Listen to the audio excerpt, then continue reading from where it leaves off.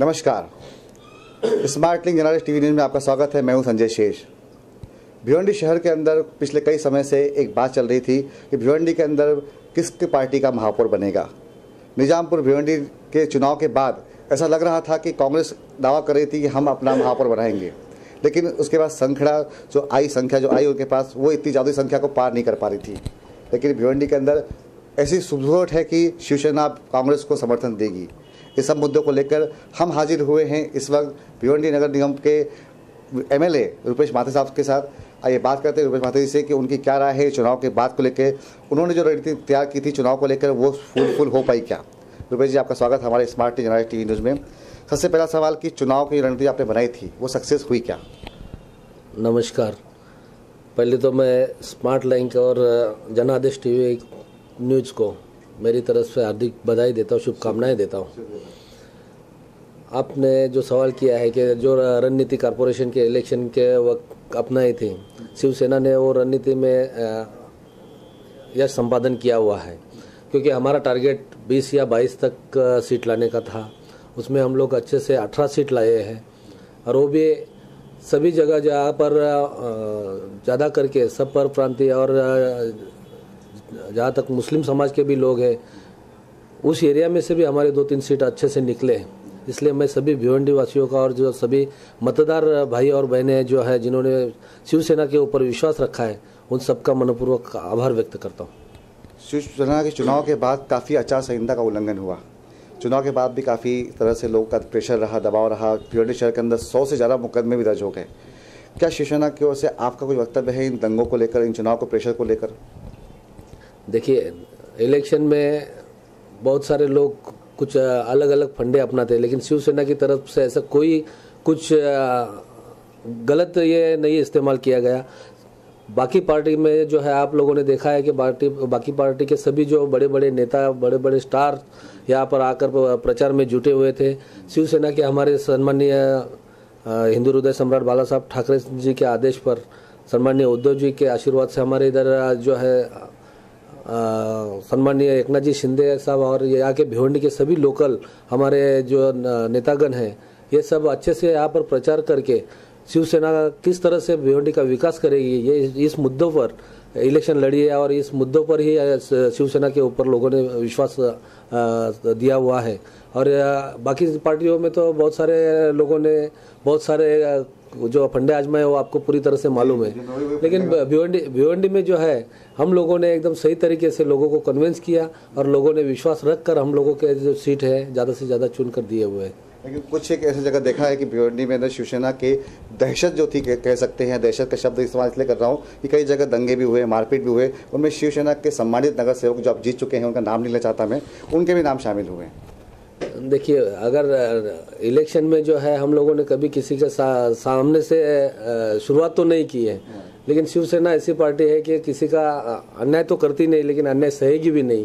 और इस तरह से कई 1-2 जगह जो है, क्योंकि बहुत सारा प्रेशर बनाने का कोशिश बाकी लोगों ने किया था, वो तोड़ने के लिए ऐसा कुछ एक दूसरा हादसा जवाब दिया हुआ है। चलिए, एक सबसे बड़ी पार्टी की रूप से आप शिवसेना महाराष्ट्र के अंदर काबिज रहती है हर जगह। वो कहते हैं हम भगवा फड़कला, एक वर्ड यूज़ करते हैं हम लोग भगवा फड़काने के लिए। आपके पास एक पार्टी है बीजेपी, भारतीय जनता पार्टी का आपका साथ है, आरपीआई आपके साथ में है। महायुति भिवंडी के अंदर नहीं हो पाई, और सबसे बड़ा कारण है कि बीजेपी और शिवसेना पिछले कई सालों से साथ साथ चुनाव लड़ती है। लेकिन भिवंडी के अंदर चुनाव के वक्त ऐसा कहा जाता है, मैं भी नहीं कह रहा हूँ, ऐसा कहा जाता है कि साईनाथ पवार भिवंडी के अंदर बीजेपी के अंदर शामिल हुए। उसकी वजह से रुपेश माथुर और साईनाथ के पवार के बीच का ऐसा कुछ ईगोइस्टिक मामला था, जिसकी वजह से बीजेपी और शिवसेना की युति नहीं हो सकी, जिसका नुकसान कई प्रतिनिधियों को उठाना पड़ा। मैं ऐसे फिर मैं करूँगा, नाम नहीं ले सकता कि नगर से जीत चुके हैं, उनका नाम नहीं ले सकता, इसलिए कहना था कि उन लोगों को नुकसान हुआ जिसका बीजेपी और शिवसेना आमने सामने थे। पहले तो मैं आपका इस वक्त जो आपने बताया कि साईनाथ पवार आने से या बीजेपी और सेना में टूटलाने का जो ये है, इस बात को मैं तो पहले खारिज करता हूँ, खंडन करता हूँ, क्योंकि आज भी शिवसेना और बीजेपी साथ में है।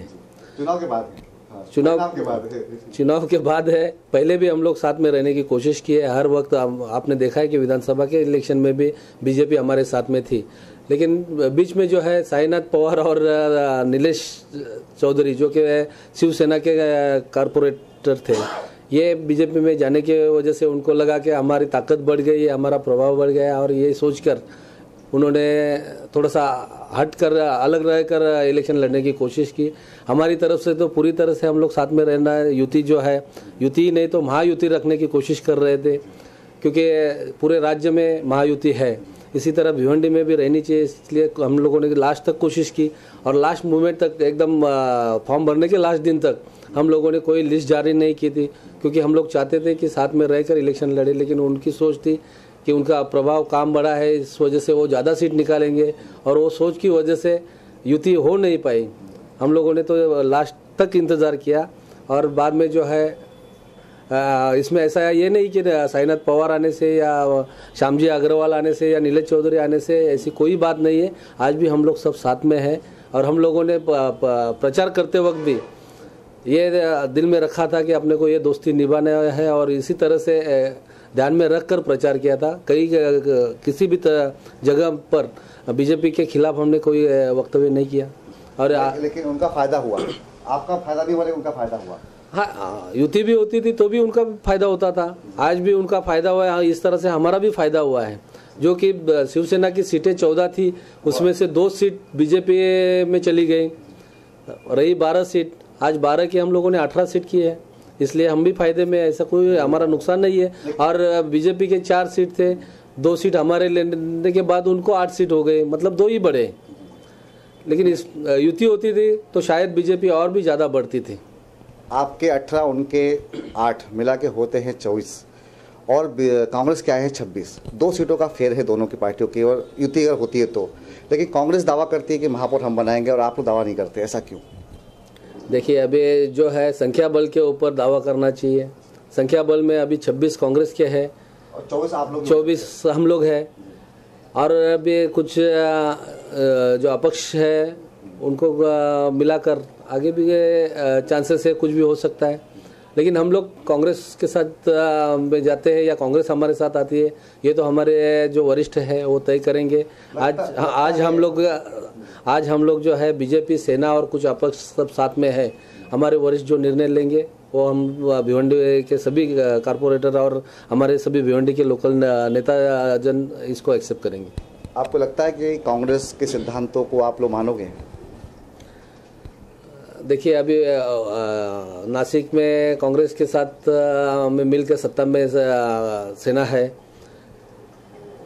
चंद्रपुर में है, थाना में भी सत्ता में रहकर ये सब हो रहा है कि कांग्रेस सेना के साथ में है।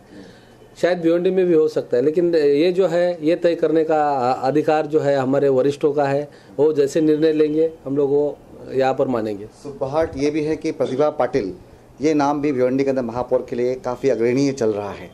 क्या शिवसेना को भी ऐसा लगता है कि उससे भी हाथ मिला सकती शिवसेना? देखिए, अभी जो जब तक ये चुनाव होता नहीं तब तक तो जितने कारपोरेटर चुन के आए हर एक को अधिकार है, हक है, और हर कोई उम्मीदवार हो सकता है। अभी जिसकी जितनी संख्या रहेगी वो उसके हिसाब से दावा कर सकता है। अभी भिवंडी का इतिहास ऐसा है कि इससे पहले जो है भिवंडी में अपक्षों का प्रभाव ज़्यादा रह चुका है, इसलिए अपक्ष इस बार भी दावा करेंगे ही, इसमें कोई दिक्कत नहीं। लेकिन इस बार जो है पहली बार पक्षीय राजकारण जो बोलते हैं बड़ा हुआ है, और ये भिवंडी के लिए एक अच्छा संदेश है, क्योंकि पक्षीय राजकारण बढ़ने से भिवंडी शहर का विकास जरूर हो जाएगा। क्योंकि पक्ष के जो मेयर बनते हैं या कोई भी प्रेशर रहता है पार्टी का, उसके ऊपर पार्टी का प्रेशर रहता है, और वो पार्टी जो है उससे अच्छा काम करवा सकती है। अपक्ष अगर मेयर बनता है तो उसके ऊपर कोई प्रेशर रखने वाला नहीं रहता है, और इसकी वजह से वहाँ फिर भ्रष्टाचार और भी कुछ चीज़ें हो सकती है। लेकिन इस बार जो है पार्टी का ही मेयर बन सकता है, ऐसे हालात हैं। ये हुई बात अप्रैल की उन दिनों की जब चुनाव हुए और चुनाव के बाद के परिणाम के लिए और आने वाले समय के परिणाम की। अब बात करते हैं उन बच्चों की जिनका रिजल्ट आने वाला है। 23 तारीख को 12वीं का रिजल्ट आएगा और 15-13 जून के आसपास 10वीं का रिजल्ट आएगा। अब बात करते हैं शिक्षा जगत की। साहब, शिक्षा जगत भिवंडी के अंदर एक ऐसा वर्ड हो गया है कि कहीं व्यावसायीकरण हो गया है। अभी हमने NES स्कूल का एक मुद्दा उठाया था और उसमें हमारी पहल की जीत भी हुई है। पालकों की मांग थी और पालकों की मांग की जीत हो गई है। भिवंडी के अंदर ऐसे कई स्कूल हैं जो डोनेशन मांग रहे हैं, शिक्षा के नाम से टीचर्स जो है उनके पास पढ़े लिखे टीचर्स नहीं हैं, उनकी क्वालिटी अच्छी नहीं है। और अब मामला ऐसा आ गया है कि 12वीं की जो छात्राएं हैं, भिवंडी की जो लड़कियां स्टूडेंट हैं, उनकी संख्या ज़्यादा है, कॉलेज में सीटें कम हैं। क्या शासन की ओर से आप लोगों की पहल की है? पहले तो जो है पूरे भिवंडी ही नहीं तो महाराष्ट्र में हम देख रहे हैं कि आज शिक्षा के प्रति जो है लड़कियां या महिला आघाड़ी पर है। इसी तरह भिवंडी में भी महिलाओं की संख्या ज़्यादा और शिक्षा के प्रति जो है महिला ही आगे है। और ये अच्छी बात है क्योंकि अपना देश जो है स्त्री प्रधान देश है और इसमें जो है उनको ज़्यादा से ज़्यादा शिक्षा के प्रति बढ़ावा देना चाहिए। और भिवंडी में जो है शिक्षा के प्रति थोड़ा सा ये हुआ है कि खाजगीकरण, मैं तो कहूँगा शिक्षा के प्रति शिक्षा जो है खाजगीकरण ही नहीं तो अभी बाजारीकरण हो गया है। और इसी वजह से थोड़ी सी दिक्कतें आने लगी है क्योंकि बहुत सालों से जो है एडमिशन के प्रॉब्लम्स बहुत सारे आते थे। और मैं विद्यार्थी सेना में काम करने की वजह से जब भी से देख रहा हूँ कि विद्यार्थियों के जो समस्या है ज़्यादा से ज़्यादा एडमिशन से लेकर बाकी चीज़ें भी बहुत सारी अड़चने हैं। और ये जो अड़चने छुड़ाने का जो प्रयास है भिवंडी में बहुत बार इससे पहले भी किया गया है, लेकिन शासन की ओर से जो कि यहाँ पर वो समस्या निवारण के लिए कुछ करना चाहिए वो हो नहीं पा रहा है। मैं एमएलए होने के बाद में बहुत बार जो है विधानसभा में और हमारे शिक्षा मंत्री से मिलकर भी बहुत सारी ये अड़चने बता चुका हूँ। यहाँ पर सीनियर कॉलेज की मांग भी कर चुका हूँ क्योंकि एक ही पूरा यहाँ पर 8 लाख लोक संख्या है और भिवंडी के आजू बाजू के जो ग्रामीण के भी लोग यहाँ पर आते हैं तो कम से कम 15 लाख की लोक संख्या में एक ही सीनियर कॉलेज है। और ये सीनियर कॉलेज के में एडमिशन मिलना बहुत बड़ी बात होती है और इसलिए जो है भिवंडी के लिए दूसरा सीनियर कॉलेज मिलना चाहिए, इसलिए मैं प्रयास कर रहा हूँ। हमने अभी ग्रामीण में 2 साल पहले जो है दाखलूभाई ढोंडू ठाकरे संस्था के माध्यम से महेंद्र लक्ष्मण म्हात्रे महाविद्यालय का ये शुरू किया है 2 सालों से और गवर्नमेंट से उसको मान्यता भी मिली है।